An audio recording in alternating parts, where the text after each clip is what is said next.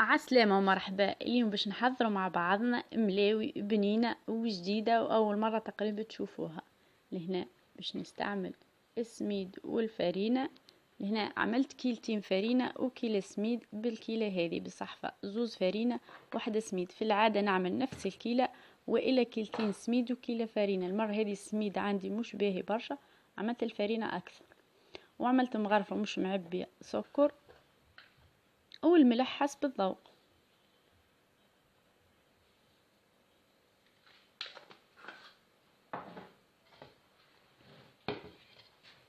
نحركوهم بالكدا في بعضهم باش يدخلوا الفرينة يتجانسوا، الفرينة والسميد مع بعضهم. اللي تحب تعمل السميد تعمل، والسر لهنا اللي هو الكريم الفريش. والحاجة الجديدة اللي هي كريم فريش باش نعملوا مغرفتين معبين اكل كريم فريش اللي هي القشطة.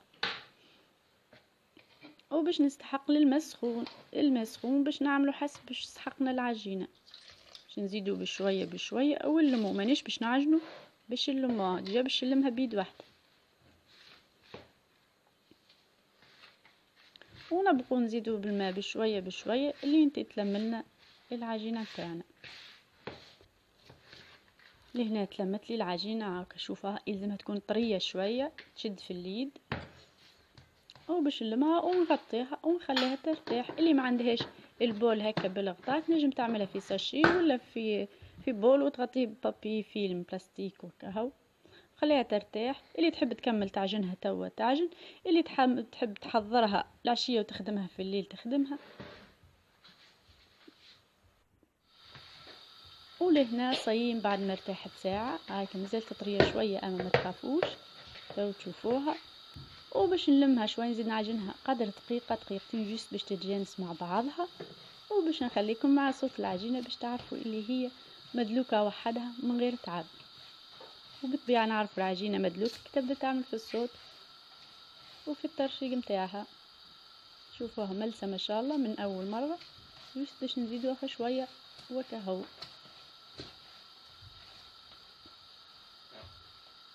هاك بتعمل في الفقاق.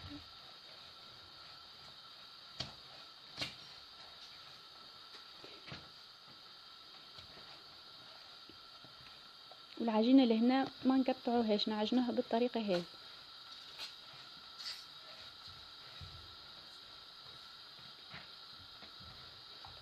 وكهو تعجنت معايا جوست باش نشكلها.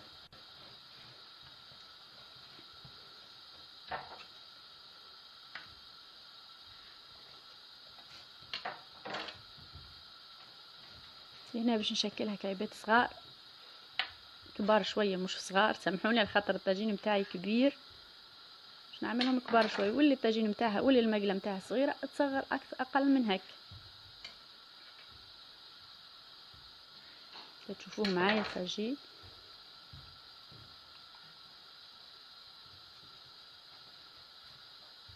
نكاو نلموهم كما هكاكا باش ندخلهم شويه هواء وتجينا بات ملسه ومزيانه. هاكا الكبرات متوسطين ولا كبار شويه تسموا كبار عندي هنا بيت كان نحبها ناجحه بطبيعه. كهو كملتهم المقادير اللي عطيتها لكم، عملت لي 9 كعبات.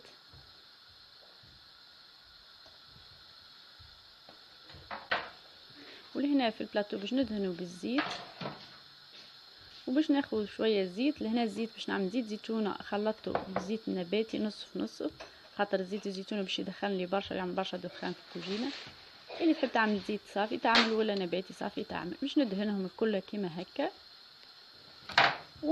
ونغطيهم ببابي فيلم ولا بلاستيك الغذائي ونخليهم يرتاحوا 10 دقائق ونرجع نخدموها.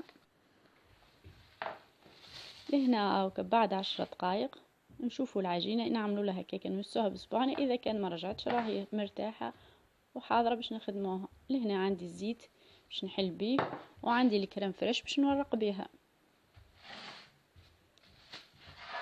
ولهنا باش نخدموا نبدو باللي خدمناها من الاول اللي تبدا مرتاحه اكثر. اللي حليناها الاول نبدوها هي الاولى، وندهنوا البلون دو طرافاي بالزيت ولا طاوله العمل ولا اللي البلاصه اللي باش تخدم عليها ندهنوها بالزيت معروفه كيما طريقه الملاوي العاديه. والملاحظات اللي باش نقولهم ينطبقوا على الملاوي الاخرى اللي من غير كريم فريش زياده. شوفوها لهنا البات كيفاش سوبل ومطاوعتنا ما شاء الله. من غير تعبنا، من غير ما عجلنا، وبقينا هكا ساعة واحنا ندلكو فيها حاضرة ما شاء الله. وتبدأ تخدم فيها افيك بليزير، تبدأ شيخة بالحق، تبدأ طوعاتك وما شاء الله.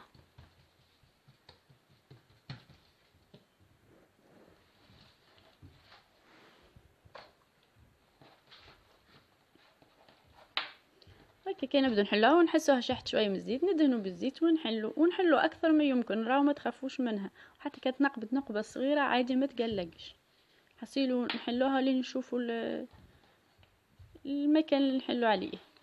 لهنا ناقصه شويه زيت، حبيت نزيدها خاطر باش تكبر معايا باش ما تشدليش. ونجموا البات هذي نحضروها من الليل، الصباح كي نفيقوا نخرجوها من الفريج، نحطوها في الفريجيدير كي نفيقوا نخرجوها. الوقت اللي صلينا وريقنا امورنا تبدا هي تهت شويه نخدموها، ما تخرجهاش طول من الفريجيدير وتحلها، مش باش تحل، لازمها ترتاح على الاقل 10 دقائق قبل ما تبدا تخدمها. ولا العشيه تخدمها في الليل مش مشكل. اذا كانت الدنيا بارده والطقس بارد من غير ما تدخلها للفريجيدير. وهنا بعد ما حليناها باش ندهنها بالكريم فريش اللي هي القشطه، ريتوها البات جويده على الاخر باش تجينا مزيانه. من بعد باش نطويها، باش ناخذ هكاكا ونحطها في الثلث. ديما نورق بالكريم هي القشطه كما قلت لكم، في العاده نوصلها للاخر. المره هذه باش تعطينا اكثر توريق نحطها في الوسط.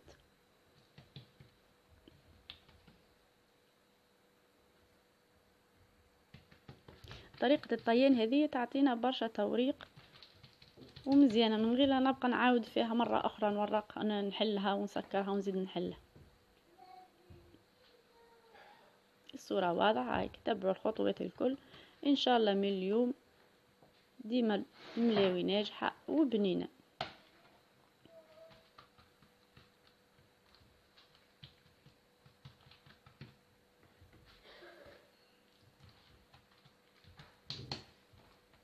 وبنفس الطريقه لهنا نحط في ثلث ونجبد الثلث الاخر ونطويها.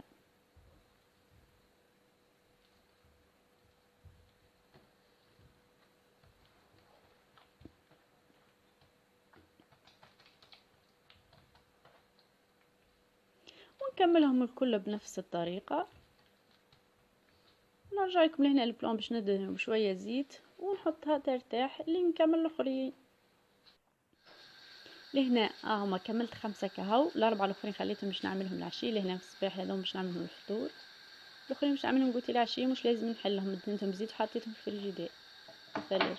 هنا شوفوها طريه ما شاء الله. ندهنوا يدينا بشويه زيت باش ما تشدناش. هنا سامحوني بلاطو يعمل شويه صوت الحس هاكا تمشي معنا ما شاء الله.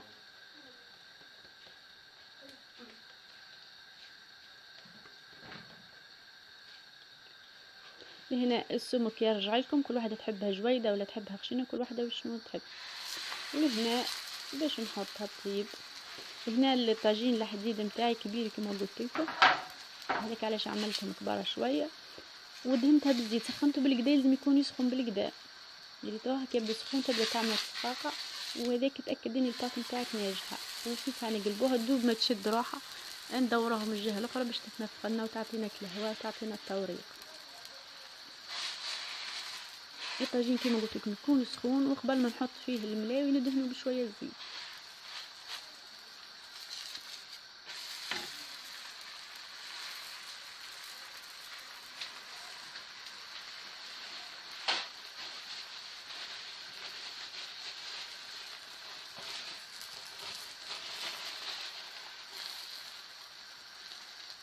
وهناك الاطراف نتاعها نضغطوا عليها تبلوش حاجه كما هكا باش تطيب لنا، والا بابي سويتو هكا ولا اي حاجه تتصرف كل واحده واش ما تتصرف في كوزينتها.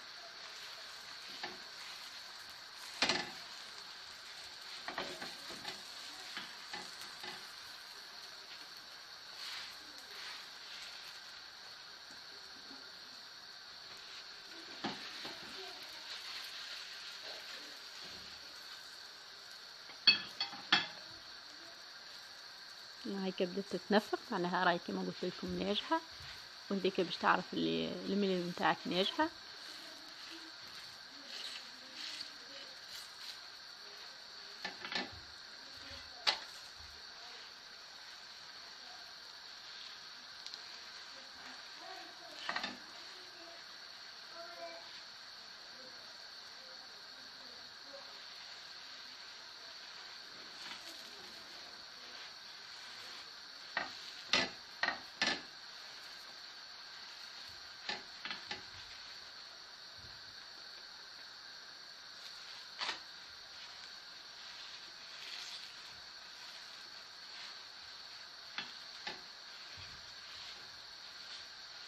انا لهنا نطيبها بزايد شويه، نحبها طايبه بزايده شويه ريتوها كيفاش تتنفخ. كي تنفخ هكاك حاول ما تنقبوهاش، فما شكون ينقبها خلوها هكاك باش تعمل لكم هكا توريق. لهنا صي هكا حضرت معايا. هنا بربي في الوحده الاخرانيه تفكرت اسيس باش نعطيهولكم هكا، اذا كان معناها اذا كان حسيتوها يابسه شويه ولا انه مستحيل باش تجيكم يابسه، اذا كان تبعتوا الخطوات الكل هكا كان ندهنوها بشويه كريم فريش كيما هكا بشويه جست باش نوريكم. ما استحقت وما عملتش في الاخرين، راه في صورة ماء واحتمال ضعيف برشا راهي باش تجيكم يابسه. هكا ريتوها سوبل ما شاء الله، تخافش منها ما تتكسرش. هاكا شوفوها تحافظ على الشكل نتاعها. هكا هو حضروا نتاع الملاوي نتاعنا حضرت، وها هي وان شاء الله تعجبكم. واذا كان عجبتكم ما تنسوش الجيم والابوني، واعطوني اقتراحاتكم لشهر رمضان ان شاء الله يبلغونا لا فاقدين ولا مفقودين يا رب العالمين. هاكا شوفوها مورقه ما شاء الله، مشتهيه الملاوي في رمضان تخدموها بالطريقه هذه من غير تعب. وشوفوها راهي كروكونت، ما هيش طريه ولا نيه، راهي نتسمى طيبتها بالزايد شويه لهنا ما شاء الله طايبه ما تتكسرش، وطوعنا في ساندويتش في اي حاجه وتبقى حتى نهارين ما يجرى لها شيء، راهو ما تيبسش. شوفوا التوريق. وكهو هذه الوصفه نتاعنا لليوم، وان شاء الله تكون عجبتكم وبسلامه.